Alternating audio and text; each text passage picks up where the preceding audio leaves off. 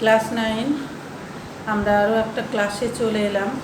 তোমাদের পড়াচ্ছিলাম আবহমান কবিতাটা, কেমন? তো আজকে প্রশ্ন নিয়ে আলোচনা করব। তো তোমরা আগে বইটা খোলো, হ্যাঁ, প্রত্যেকটা লাইন ধরে ধরে আমি তোমাদের প্রশ্নগুলো আলোচনা করিয়ে দেওয়ার চেষ্টা করব। সবগুলো হয়তো না হলেও কিছু কিছু তো করবই। তো দেখো, প্রথমে ওই আবহমান কবিতার নীরেন্দ্রনাথ চক্রবর্তী কী বলতে চেয়েছেন, আর কবিতাটা তোমরা আশা করি বুঝতে পেরেছো সবাই। বুঝতে না পারলে আরও একবার আমি একটু ছোট করে বলে দিচ্ছি যে দেখো, এই আবহমান কথাটার অর্থই হচ্ছে চিরন্তন, চিরকালে এবং শাশ্বত, তাই তো? যা চিরকালীন, মানে হয়ে আসছে, আগেও ছিল, বর্তমানে ছিল, ভবিষ্যতেও হবে, হ্যাঁ, এই চিরন্তন যেটা এবং যেটা শাশ্বত সেটাই হচ্ছে আবহমান। আমরা কথায় কিন্তু বলি যে আবহমান কাল থেকে দেখেই আসছি, তার মানে শুরু থেকে এখন পর্যন্ত, তো এই রকম আর কি। তো এইটা তোমাদের অন্ধকার বারান্দা থেকে নেওয়া হয়েছে, সেটাও পড়ানোর সময় বলেছি। তো যাই হোক, আমি একটু তোমাদের কবিতাটা একটু শর্ট করে, মানে ছোট করে একটু বলে দিচ্ছি বিষয়বস্তুটা, তারপর প্রশ্নে আমরা যাব। এই যে দেখো, যে উঠোনের লাউ মাচাটার পাশে সান্ধ্য বাতাসে একটা ফুল দুলছে, এবং এই উঠোন কিন্তু দেখো ফেলে আসা শৈশবের উঠোন, কেমন? আর এই ফুল দেখো যে জীবনের একটা কিন্তু অতীত মুহূর্ত, আর এই স্মৃতি তারিত অতীত মুহূর্তের কথাই কবি আমাদেরকে কিন্তু মনে করিয়ে দিয়েছেন। তো এখানেই একদিন আমরা অনেক বছর আগে নিবিড় অনুরাগে ঘর বেঁধেছিলাম। আমরা মানে কি, আমাদের পূর্বপুরুষরা, তাই না? তো তারাও তো আমাদের মধ্যেই পড়ে। তো যাই হোক, হয়তো পরিস্থিতির কারণে তারাও একদিন হারিয়ে গিয়েছে, বা আমরাও হয়তো হারিয়ে গিয়েছিলাম। কাজের চাপে হয়তো গ্রাম ছেড়ে শহরে গিয়েছিলাম চাকরি বাকরি করতে, পড়াশোনা করতে, নানান রকম কারণে হয়তো অনেক দূরে কোথাও চলে গিয়েছিলাম, তাই তো? তো এই যে মাটি হাওয়াকে ভালোবেসে কিন্তু আবার ফিরে এসেছি আমরা। আমরা যেখানেই যাই না কেন, দেখো আমাদের দেশ ভারতবর্ষ, আমরা কিন্তু আমাদের দেশকে বড় ভালোবাসি। সেই বিদেশ বলো, চীন বলো, জাপান বলো, আর আমেরিকা বলো, ইউরোপ বলো, যাই বলো না কেন, হ্যাঁ, মনের সমস্ত কথা কিন্তু আমরা ব্যক্ত করতে পারি আমাদের এই জন্মভূমিতেই কিন্তু আমরা আমাদের মনের ভাব প্রকাশ করতে পারি। এবং এই কি বলবো, এই জন্মভূমির মাটি এবং হাওয়া, হ্যাঁ, এই ভালোবাসা আমরা কখনোই কিন্তু ভুলতে পারি না। তো আসলে দেখো, সে যে শৈশবের প্রতি যে ভালোবাসা, দেখবে ছেলেবেলা থেকে যে ভালোবাসা এবং যে টান, সেটা কিন্তু কোনোদিনই ফুরোয় না। দেখো, প্রত্যেকটা লাইন ধরে আমি মোটামুটি বলে দিচ্ছি। তো তাই স্মৃতি রোমন্থন করতে গিয়ে আমরা সেই ফিরে যাই কিন্তু আমাদের সেই অতীতে। আপন মনে সারাটা দিন সেই কি বলবো, ঘাসের গন্ধ মাখি, সারাটা রাত স্বপ্নের জাল বুনে থাকি। তবুও দেখো, এই অতীত থেকে কিন্তু নির্বাসিত হওয়ার যে দুঃখ যন্ত্রণা, হ্যাঁ, এই আমাদের ভেতরে যে একটা আত্মা আছে, এই অন্তর আত্মা বা অন্তর মানুষ যাকে বলে, সেই অন্তর মানুষে কিন্তু চিরজাগ্রত হয়ে থাকে। আর সেই দুঃখকে লালন কবি বুকের ভেতরে করে রেখেছেন। সেই দুঃখকেই কিন্তু আমরা বুকের মধ্যে কি বলবো, রেখে দিই। কেননা সে দুঃখ কখনো কিন্তু বাসি হয় না। কেন বলো তো? কেননা ওই তোমাদের পড়ানোর সময় বলেছিলাম, আমাদের দুঃখটা কি বলো তো, আমরা একটা দুঃখ যে এটা মানে দুবেলা দুটো খেতে পারলেই সব হয়ে যাবে, তা কিন্তু না। মানে আমাদের দুঃখের কিন্তু শেষ নেই। দুঃখ এই জন্য বাসি হয় না। কেন, দুটো খেতে পাচ্ছি, ঠিক আছে, ভগবান একটু যদি মাছ মাংস দুবেলা খেতে পারতাম, আচ্ছা পারলাম, যদি আমার বাড়িটা একতলা দোতলা তিনতলা হতো, হ্যাঁ করলাম, তারপরে আমি যে ভগবান আমার যদি একটা কলকাতায় ফ্ল্যাট হতো, আমার যদি একটা গাড়ি হতো, তাহলে দেখো আমাদের কিন্তু না এই কামনা বাসনা বা যে আমাদের লালসা যে চাহিদা, সেটা কিন্তু আমাদের কখনো ফুরোয় না। আর সেই জন্যই কিন্তু এই দুঃখটা বাসি হয় না। কেন এটা পেলাম না, সব তো দিলে ঠাকুর, ওইটা যদি দিতে তাহলে কত ভালো হতো, তাই না? তো এই জন্য কিন্তু বাসি হয় না, একটার পর একটা কিন্তু আমাদের একবারে টাটকা টাটকা দুঃখ এসে হাজির হয় আমাদের জীবনে, তাই না? তোমাদের ক্ষেত্রেও তাই, আমাদের বড়দের ক্ষেত্রেও তাই, সবার ক্ষেত্রেও তাই। তো আসলে আমরা যে বড় হই না কেন, বৃদ্ধ হই না কেন, বুড়ো হয়ে যায় না কেন, আমাদের বয়স বাড়ে, কিন্তু আমাদের যে এই যে স্মৃতি, এই স্মৃতির যে কি বলবো সৌন্দর্য, সেই সৌন্দর্য কিন্তু সেই সৌন্দর্যের কাছে মনের বয়স কিন্তু বাড়ে না। আমাদের যে সেই স্মৃতি রোমন্থন করতে, দেখো বুড়ো হয়ে যায়, তাও নাতি নাতনিদের কিন্তু গল্প শোনায়, সে স্কুল জীবনের, কলেজ জীবনের, ইউনিভার্সিটির জীবনের, চাকরি জীবনের সমস্ত গল্প কিন্তু করে। দেখো তোমরা তো গল্পই শোনো না, না দিদিমা ঠাকুমাদের কাছ থেকে, দাদুদের কাছ থেকে আমরা কিন্তু খুব গল্প শুনতাম। তোমরা তো এখন মোবাইল ছাড়া আর কোনো গল্পই তোমাদের ভালো লাগে না। তো যাই হোক, তো এই নোটে গাছটা গুড়িয়ে উঠলেও কিন্তু মুড়িয়ে যায় না। কেননা দেখো এই যে উঠোন, এই লাউ মাচা, মানে সন্ধেবেলার যে হাওয়া, এই হাওয়ায় যে ছোট ছোট ফুলগুলো দোলা, অর্থাৎ যে ফেলে আসা জীবন ও প্রকৃতির যে একটা সুন্দর প্রতিচ্ছবি, এটা কিন্তু মানে আলাদা কখনো হয় না। হ্যাঁ, তাই মাঝে মধ্যে আমরা গ্রামে গঞ্জে চলে যাই, ওখানে মুক্ত বাতাস, ফ্রেশ অক্সিজেন, প্রচুর পরিমাণে অক্সিজেন পাই আমরা, গাছপালা প্রচুর আছে। আমাদের শহরে তো আমরা অক্সিজেনের অভাব। দেখো বড় বড় নগরীতে, প্রধানত দেখো কলকাতাতেই তুমি দেখো না কেন, প্রত্যেকটা মানুষেরই কিন্তু অ্যাজমা, যাকে বলা হয় বাংলায় হাঁপানি। কেন বলো তো? এই যে কলকারখানা, এত ঘিঞ্জি, এত রাস্তাঘাট, এত ব্যস্ত, এত গাড়ি ঘোড়া, এত লাইট, যার জন্য কিন্তু কি বলতো, সবার কিন্তু অ্যাজমা বা হাঁপানি এইটা হয়ে যায়, শ্বাসকষ্ট হয়ে যায়। আর গ্রামের মানুষেরা কিন্তু এই শ্বাসকষ্ট থেকে অনেকটাই মুক্ত। তাই এই প্রকৃতির মুক্ত আলো বাতাস, হ্যাঁ, এটা কিন্তু কখনোই আমাদের স্মৃতি থেকে চলে যাবে না। কেননা দেখো গ্রাম মানেই তো জন্মভূমি, যেখানে আমরা জন্মেছি। তো সেই মাতৃভূমির সঙ্গে আমাদের সমস্ত শৈশবের স্মৃতির সঙ্গে আমাদের একটা কি বলবো সম্বন্ধ বা সম্পর্ক আছে। যেমন ধরো এই পুকুরে আমরা স্নান করেছি, এই গাছের তাল কুড়িয়েছি, ওই গাছের বেল খেয়েছি, এই যে ব্যাপারটা। তো এই স্মৃতি বিস্মৃতির ঊর্ধ্বে কিন্তু এই এই আবহমান চিরন্তনতার সাক্ষ্য কিন্তু বহন করে চলেছে। ফলে জীবনের সমস্ত দুঃখ যন্ত্রণার পাশাপাশি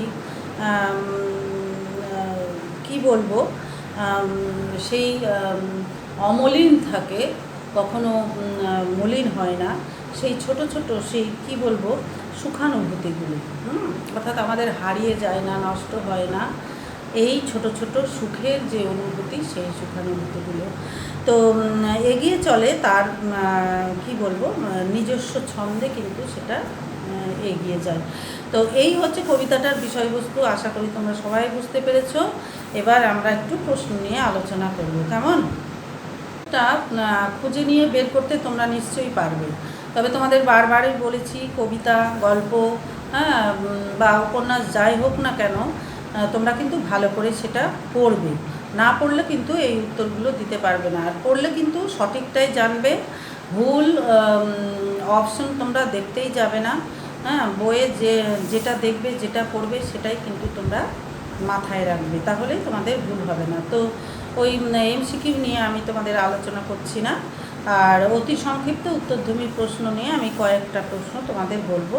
তো প্রথমেই দেখো কবিতাটা, বই খোলো তোমরা, প্রত্যেকটা লাইন ধরে ধরে আমি তোমাদের বলছি। কেননা দেখো এই বই যদি তোমরা না দেখো না, তাহলে কিন্তু তোমরা মানে কোনো লাইনের কোনো অর্থই কিন্তু তোমরা বুঝতে পারবে না। তা আমি কিন্তু তোমাদের প্রত্যেকটা লাইন ধরে ধরে কিন্তু আমি তোমাদের প্রশ্নগুলো করে দেবো। তো প্রথমেই দেখো আবহমান কথাটির অর্থ কী। তো তোমাদের বলেই দিলাম যে আবহমান কথাটার অর্থই হচ্ছে যা চিরন্তন, চিরকালীন, যেটা শাশ্বত। এবার যা গিয়ে তোর ওই উঠোনে দাঁড়া। তাহলে কবি উঠোনে গিয়ে দাঁড়াতে কেন বলেছেন? যে দেখো এই যে আমাদের যে কবি ও কবিতার নাম কিন্তু অবশ্যই দেবে।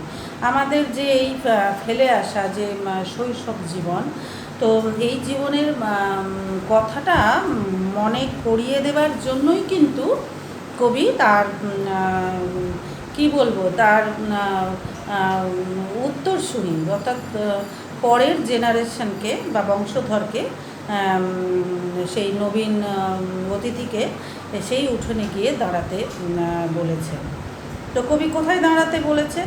না ওই লাউ মাচাটার পাশে গিয়ে দাঁড়াতে বলেছেন। তো এই যে ব্যাপার, তাহলে ছোট্ট একটা ফুল দুলছে, দেখো প্রত্যেকটা লাইনের প্রশ্ন আছে, তোমরা একে একে প্রশ্ন করলেই কিন্তু বুঝতে পারবে। কোনো বই খাতা, কোনো কোশ্চেন ব্যাংক, কোনো কিছুরই দরকার নেই। ছোট্ট একটা ফুল দুলছে, তাহলে কিসের ফুল? হ্যাঁ, যে দেখো যে প্রেক্ষাপটে আমরা দাঁড়িয়ে আছি, তো কবি বারে বারে কিন্তু ফিরে আসা সেই শৈশবের স্মৃতিগুলিকেই ফুল দোলার সঙ্গে তুলনা করেছেন। অর্থাৎ কবিতার প্রেক্ষাপটটা তো তোমাদের আমি বলে দিলাম। তো কবি দেখো উঠোনের লাউ মাচাটির পাশে দাঁড়াতে কেন বলেছে? দেখো এই যে ফেলে আসা যে গ্রামীণ জীবন, হ্যাঁ, সেই গ্রামীণ জীবনে কিন্তু ফিরে যাওয়ার উদ্দেশ্যেই কিন্তু সমস্ত স্মৃতি বিজড়িত যে উঠোন, সেই উঠোনের লাউ মাচাটার পাশে গিয়ে দাঁড়াতে বলেছেন কবি। তো এই হচ্ছে কথা। প্রত্যেকটা প্রশ্ন এইভাবে। সন্ধ্যার বাতাসে কি দুলছে? তাহলে দেখো যে ছোট্ট ফুলটি সন্ধ্যার বাতাসে দুলছে। তাহলে কবিতাটা ভালো করে পড়লে প্রত্যেকটা উত্তর কিন্তু তোমরা দিতে পারবে। আচ্ছা, কে এইখানে হারিয়ে গিয়েও আবার ফিরে আসে? আমি মাঝে মাঝে বলে দিচ্ছি। তাহলে এইখানে আবার ফিরে আসার তাহলে কারণটা কী? তো এই যে মানুষ না, যে সমস্ত মানুষ গ্রাম ছাড়া, অর্থাৎ এই জন্মভূমি থেকে যারা বিভিন্ন কাজের উদ্দেশ্যে যারা বাইরে গিয়েছে, হ্যাঁ, তো এই সমস্ত মানুষ কিন্তু জন্মভূমির টানে, অর্থাৎ নিজের কি বলবো, শিকড়ের টানে, নারীর টান, আমরা বলি না নারীর টান, তো যেখানে আমাদের জন্ম হয়েছে সেখানে আমাদের নারী পোতা আছে, তো সেই শিকড়ের টানে আবার কিন্তু ফিরে আসে। ফুরোয় না, তার কিছুই ফুরোয় না। তাহলে কি ফুরোয় না, কি না ফুরানোর কথা বলেছেন কবি? তাহলে এই যে মাতৃভূমির প্রতি যে কি বলবো, একটা আকর্ষণ বা ভালোবাসা বা টান, হ্যাঁ, এটা কখনো কিন্তু ফুরোয় না। বুড়িয়ে ওঠে বলতে কবি কি বুঝিয়েছেন? তাহলে দেখো, বুড়িয়ে ওঠে বলতে কি, মানুষের বয়স হয়, বাল্য, যৌবন, কৈশোর, যৌবন, প্রৌঢ়ত্ব, তারপরে বার্ধক্য, তারপর একদিন কিন্তু মানুষ বুড়িয়ে ওঠে এইভাবে। তো এই বুড়িয়ে ওঠে বলতে মানুষের বয়সটা আস্তে আস্তে কী হয় না, বেড়ে যায়। তো সেই বেড়ে যাওয়ার কথাই বুঝিয়েছে। আবার দেখো মুড়োই না, হ্যাঁ, তাহলে মুড়োই না বলতে কবি কী বুঝিয়েছে? তাহলে দেখো এই যে মাতৃভূমি না, এই মাতৃভূমির সঙ্গে মানুষের যে সম্পর্ক, সেই সম্পর্কে কিন্তু সেই সময়ের ছাপ পড়লেও তা কখনো কিন্তু মানে মুছে যায় না। তো কারোর সঙ্গে গল্প করলেই আমরা জানিস না, এই যখন আমরা দোলনাতে পড়তাম বা সবুজাবুজে পড়তাম, তখন এই হয়েছে, তার গল্পটা বলি। তো সবাইকে, বন্ধু বান্ধব, আত্মীয় স্বজন, এবং তোমার যখন বয়স হয়ে যাবে তখন নাতি নাতনি, সবাইকে বলতে কিন্তু খুব ভালো লাগবে। তো সে কথাই কবি এখানে বোঝাতে চেয়েছেন। এইভাবে তো ফুরোয় না সেই একগুঁয়েটার দুরন্ত পিপাসা। তো এই একগুঁয়ে শব্দটার অর্থ কী বা তাৎপর্য কী? তাহলে এই যে মাতৃভূমি ছাড়া যে মানুষ না, এই মানুষের কিন্তু নিজের জায়গায় যে একটা ফেরার যে একটা একরক্ষা, না আমি আমার গ্রামের বাড়িতে যাবই, এবার আমি অনেক দিন যাইনি, এই যে ব্যাপারটা, হ্যাঁ, এই একরক্ষা মানসিক যে জেদ, এই জেদকে বোঝাতেই কবি এখানে একগুঁয়ে শব্দটি ব্যবহার করেছেন। ঠিক আছে, আমরাও অনেক সময় বলি গ্রামের বাড়ি অনেক দিন যাওয়া হয় না, এইবার কিন্তু যাবই, হ্যাঁ, না গেলে ছাড়বই না। সে আমার মেয়েও মাঝে মধ্যে জেদ করে এবং আমরাও যাই, ভালো লাগে মাঝে মধ্যে।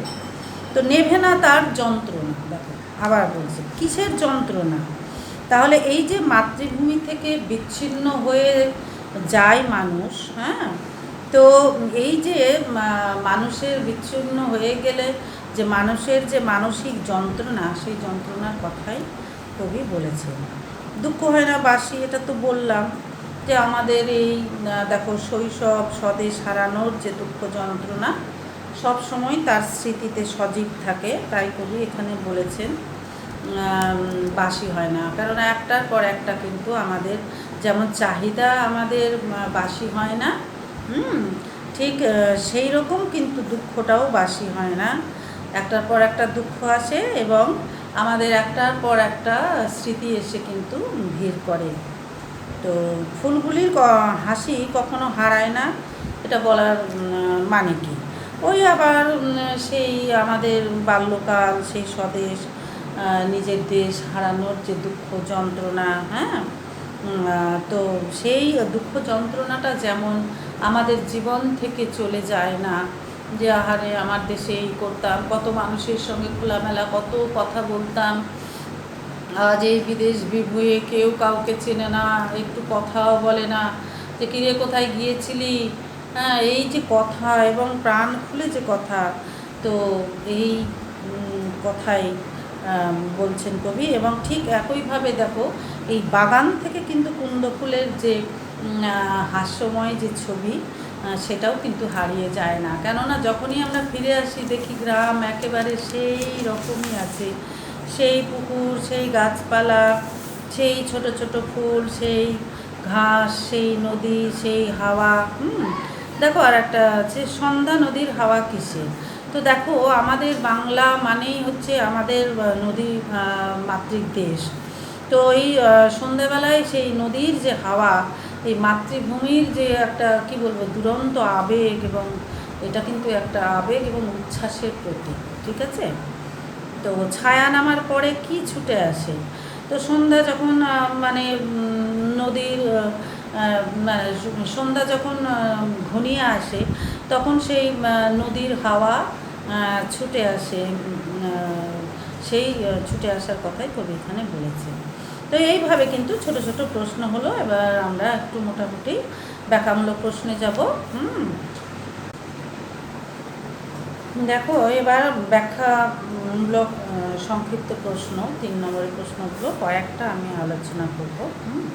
প্রথমেই দেখো জাগিয়ে তোর উঠোনে তোর দাঁড়া, জাগিয়ে ওই উঠোনে তোর দাঁড়া। তাহলে প্রসঙ্গ উল্লেখ করে উদ্ধৃতাংশটির তাৎপর্য বুঝিয়ে দেব। তখন ওই আর কি যা বললাম এতক্ষণ, কবির নাম, কবিতার নাম অতি অবশ্যই দেবে। আমি সেসব বলছি না, শুধু আমি বলে দিচ্ছি একটু বিষয়বস্তুটা কী, যে এই যে গ্রাম ছাড়া যে শৈশব হারা যে পাঠকের যে কি বলবো ব্যক্তি মনের যে উদ্দেশ্য, ব্যক্তি মনের যে কি বলবো পাঠকের ব্যক্তি মনের উদ্দেশ্যে কিন্তু কবির এই আকুতি।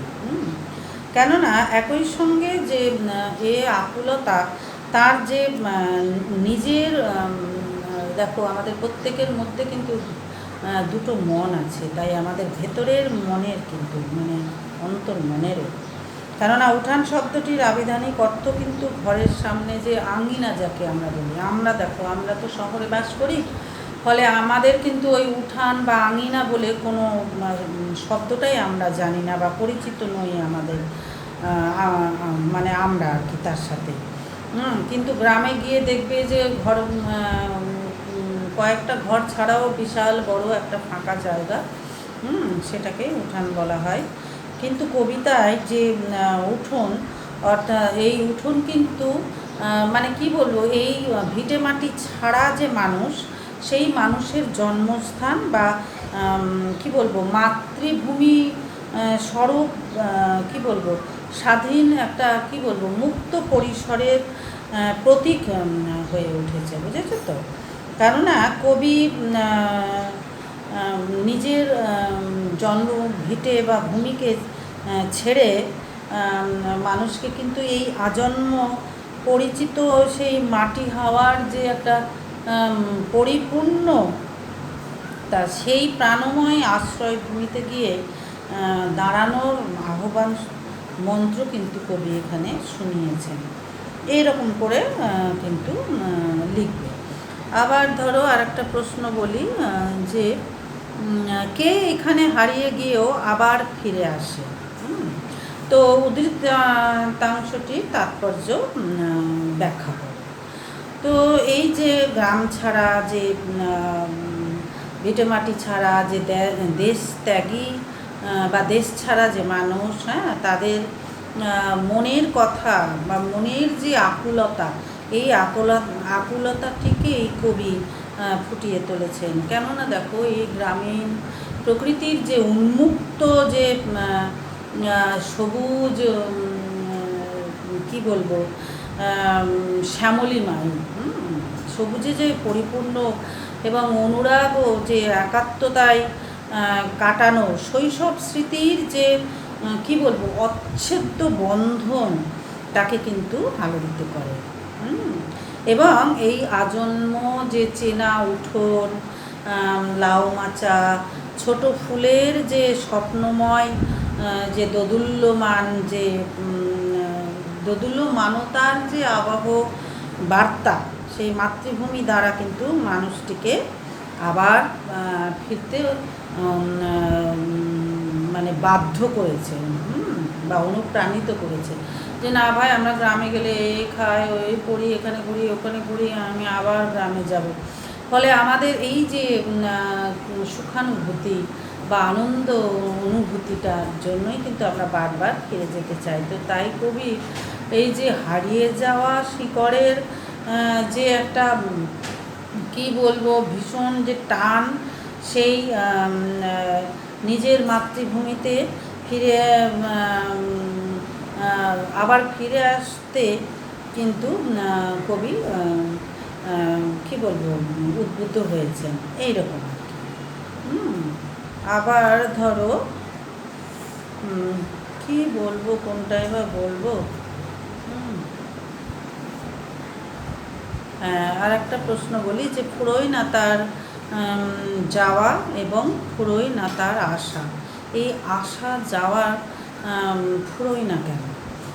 দেখো, যে বড় হওয়ার সঙ্গে সঙ্গেই কিন্তু আমরা এই জীবনের সমস্ত প্রয়োজনই কিন্তু মানুষ তার প্রয়োজনের জন্যই কিন্তু আমরা নিজেদের দেশ ছেড়ে চলে যায়। ওই যে বললাম, কেউ পড়তে গেল, কেউ চাকরির সূত্রে গেল, কেউ হয়তো বাবা চাকরি করে সেখানে থাকতে হলো, এইভাবে। তো শৈশবের সেই যে আনন্দময় যে খেলাঘর, সেখান থেকে সে কিন্তু বহু দূরে চলে যায়, হ্যাঁ, তখনই সেই খেলাঘর ভেঙে যায়।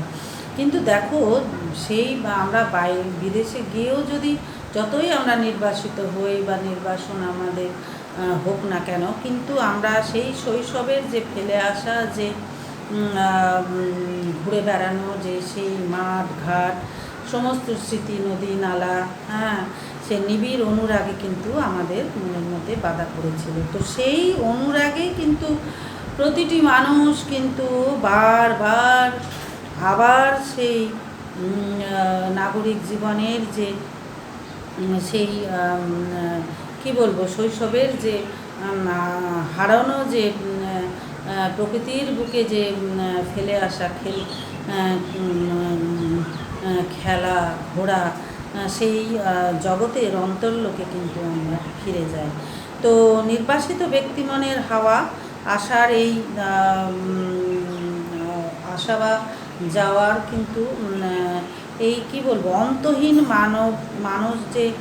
মানুষের যে যাত্রা, সেই যাত্রায় কিন্তু এখানে প্রকাশিত হয়েছে। এইভাবে কিন্তু ব্যাখ্যামূলক প্রশ্ন করতে হবে। এবার আমরা বড় প্রশ্নে যাব, বাকিগুলো তোমরা করে নেবে, অসুবিধা হলে তোমরা বলে দেবে। এবার বড় প্রশ্ন নিয়ে আমি 2-1টা প্রশ্ন আলোচনা করব, বাকিগুলো বলে দেব, তোমরা নিজেরা তৈরি করবে, হ্যাঁ, এবং অসুবিধে হলে তোমরা বলবে। যে দেখো, প্রত্যেকটা কবিতার বিষয়বস্তুটা যদি আমরা বা গল্পের বিষয়বস্তুটা যদি জানি, অন্ততপক্ষে প্রত্যেকটা প্রশ্নের উত্তর দিতে কিন্তু আমার অনেকটাই সুবিধা হবে। তো দেখো যে প্রথমেই আবহমান কবিতার বিষয়বস্তু বা মূল ভাব সংক্ষেপে লেখো, বা বিষয়বস্তু কী। তো এইভাবে প্রশ্ন আসতে পারে। তো প্রথমেই আমি তোমাদের বলি যে কবি ও কবিতার নাম তো তোমরা বলবে। দেখো, পৃথিবীর কোনো কিছুই কিন্তু দেখো চিরকাল একইভাবে থাকে না বা একইভাবে চলে না, তাই না? তাহলে আমাদের দেখো এই সব কিছুই পরিবর্তনশীল। তো এমনই ধারণা কিন্তু প্রচলিত। কিন্তু দেখো, কবি এখানে এই যে নীরেন্দ্রনাথ চক্রবর্তী, তার এই আবহমান কবিতায় তিনি দেখিয়েছেন যে বাংলার পল্লী গ্রামের যে শাশ্বত বা চিরন্তনত্বের যে রূপটি, সামান্য দেখো একটা লাউ গাছ, মাচার প্রতীক দিয়ে কবি সব কিছু বুঝিয়ে দিয়েছেন আমাদের। কেননা উঠোন জুড়ে থাকা এই যে লাউ মাচা, এবং লাউয়ের মাচা গ্রাম বাংলার কিন্তু প্রত্যেকটা ঘরের সঙ্গে যেন একেবারে অঙ্গাঙ্গিভাবে জড়িত আছে। তো বংশ পরম্পরাই কিন্তু চলে আসছে এই ঘরের উঠোনে লাউ মাচার অবস্থান।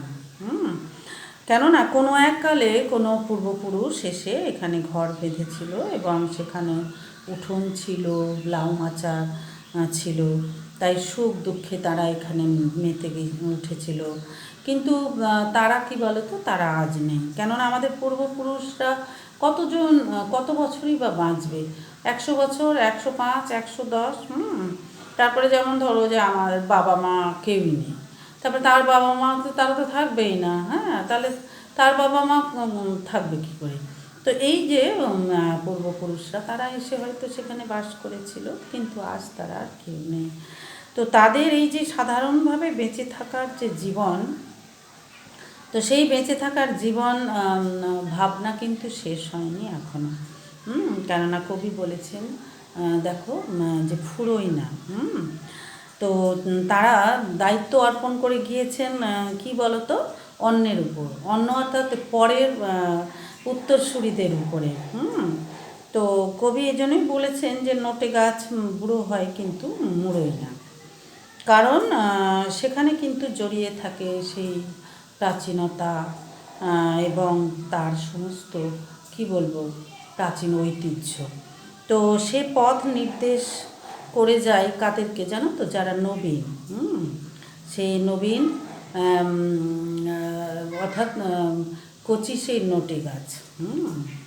আর সেই কিশলয় বলে না, তো সেই নোটে গাছ সেই নবীন। তো লাউ মাচার চিরকাল ফুল ফোটে এবং সে দুলতেও থাকে, ছোট ছোট ফুল। সেই দোলার মধ্যেই যেন রয়েছে সমস্ত অস্তিত্বের স্পর্শ। আর তার এই চিরকালের অবস্থিতিই কিন্তু ধরে রেখেছে এই আবহমান এই জীবনধারাকে। এইভাবে তোমরা কিন্তু লিখবে, যে যেরকমভাবে বুঝবে সে সেরকমভাবে নিজে লেখার চেষ্টাটা করবে। দেখো, তোমরা যদি নিজে লিখতে পারো না, তাহলে দেখবে যে তোমাদের সেই অভ্যেসটা থেকে যাবে এবং ভবিষ্যতে তোমরা আরও সুন্দর করে লিখতে পারবে। দেখো, একটা ব্যাকরণ ভালো করে মুখস্থ করে নিলে, পড়ে নিলে, জেনে গেলে, একটা প্রশ্ন ভালো করে পড়ে নিলে, জেনে গেলে, লিখে দিলে সব ঠিক আছে। কিন্তু একটা গল্প পড়ে সেখান থেকে সুন্দর করে প্রশ্ন লেখাটা কিন্তু তোমাদের মানে অনেকেরই নেই, 2-1 ছাড়া। তো এই অভ্যেসটা কিন্তু প্রত্যেকের করতে হবে। তো সেইটা করবে তোমরা। আর তোমাদের একটা প্রশ্ন দিচ্ছি যে কে এইখানে ঘর বেঁধেছিল নিবিড় অনুরাগে। এই যে ঘর বাঁধার কারণ কি, কবি এখানে যেভাবে ব্যক্ত করেছেন তা বুঝিয়ে দাও। এই প্রশ্নটা তোমরা করবে। আর একটা প্রশ্ন, ফুরোয় না, তার কিছুই ফুরোয় না, নোটে গাছটা গড়িয়ে ওঠে কিন্তু মুড়োয় না। এটা আমি এক্ষুনি বললাম, তবুও কোনো জিনিস মানে কোন জিনিস ফুরিয়ে যাওয়ার কথা কবি বলেছেন এবং সেই উক্তিটির তাৎপর্য লেখো। এইভাবে এই প্রশ্ন করবে। দেখি আর একটা প্রশ্ন নিয়ে আলোচনা করব। দেখো, সব সময় একটা খুব ইম্পর্টেন্ট প্রশ্ন থাকে যে নামকরণ। যেই যে আবহমান কবিতার নামকরণের সার্থকতা বিচার করো। তোমাদের কিন্তু আমি আবহমান কবিতা বলো, গল্প বলো, উপন্যাস বলো, প্রত্যেকের কিন্তু নামকরণের একটাই কিন্তু ভূমিকা হয়। সেটা আমি তোমাদের আগের ক্লাসে বলেছি। ফলে এখন আর আমি সেই ভূমিকাটা বারবার বলতে পারবো না বা বলছি না, কেননা তোমাদের শুনতেও শ্রুতিকটু লাগবে যে বারবার একই কথা।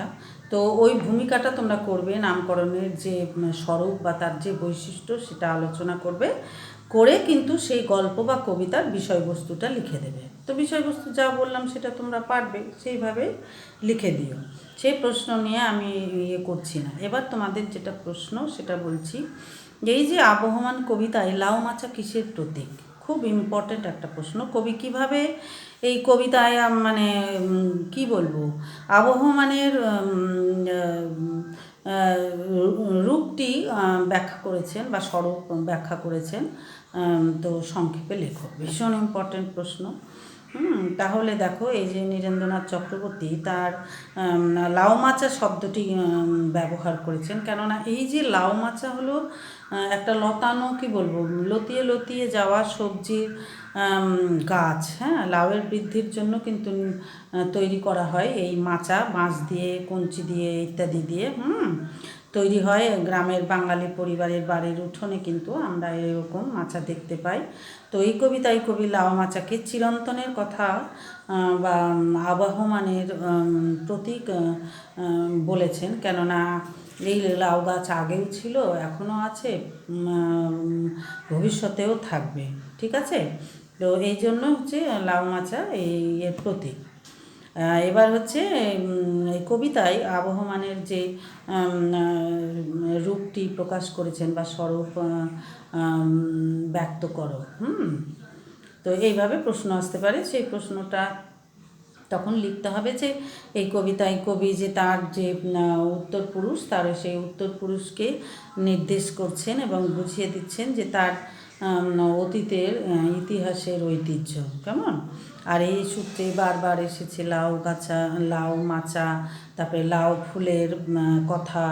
গ্রামের মানুষ মাত্রই জানেন এই লাউ মাচা। সে মাচার দেখো, সবজির জন্যও কিন্তু আমাদের অনেকটা সাশ্রয় হয়। হ্যাঁ, আর 12 মাস সেই সবজি মাচায় যদি ফলে, তাহলে সংসারের পক্ষে তো অনেকটাই ভূমিকা নেয়। কেননা বিক্রি করলেও হয়তো 50 টাকা রোজগার হয়, বা আজকে একটু লাউ চিংড়ি খেয়ে নিই বা লাউ ডাল খেয়ে নিই। তো এইভাবে তো মাচাকে বেছে নিয়েছেন কবি তার মনের ভাব বোঝানোর জন্য। আর এই যে শহুরে জীবন বারবার ঘন ঘন পরিবর্তন হয়ে এসেছে, কেননা চাকরিজীবী মানুষের জীবনে আছে কিন্তু উত্থান পতন।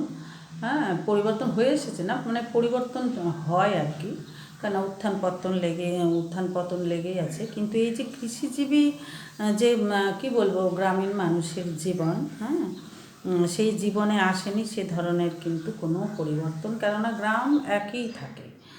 সেই গাছপালা, নদীনালা, খালবিল, হ্যাঁ, সেই সব স্মৃতি, সেই পুকুর। তো এই যে মানে পরম্পরা অনুযায়ী কিন্তু চলেছে সেই গ্রামে। দেখো, গ্রাম মানে দেখো মাটির ঘর। তো আমার মেয়ে বলছে, মা চাকরি বাকরি পেলে পরে গ্রামে পাকা বাড়ি ভালো লাগে না, গ্রামে একটা মাটির বাড়ি করবো। তার মানে কি বলতো, গ্রামে নাকি পাকা বাড়ি শোভা পায় না, তো সে নাকি এখন মাটির বাড়ি করবে গ্রামে। ওর পাকা বাড়িতে গিয়ে নাকি ভালো লাগে না। আমাদের একটা গ্রামে মাটির বাড়ি ছিল দোতলা, তো এখন সেটা নেই, তো পাকা বাড়ি হয়ে গেছে।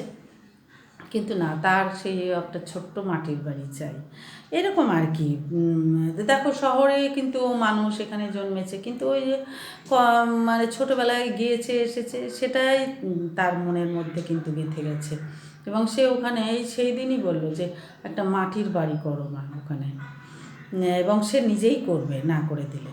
তো এইভাবে দেখো যে প্রকাণ্ড বড় হোক কি ছোট হোক, সেই উঠানের উপরে কিন্তু সারা বছর পাতা থাকে, একখানা মাচা, এবং সে কখনো পুঁই শাক, কখনো লাউ শাক, কখনো শিম, এইভাবে কিন্তু লতিয়ে লতিয়ে গাছগুলো সেই মাচায় ওঠে। এবং সেই মাচার নিচে দাঁড়িয়ে এককালে মানুষ যেমন ফুলতে দেখেছে, আজও কিন্তু সেই ফুলই দেখা যাচ্ছে।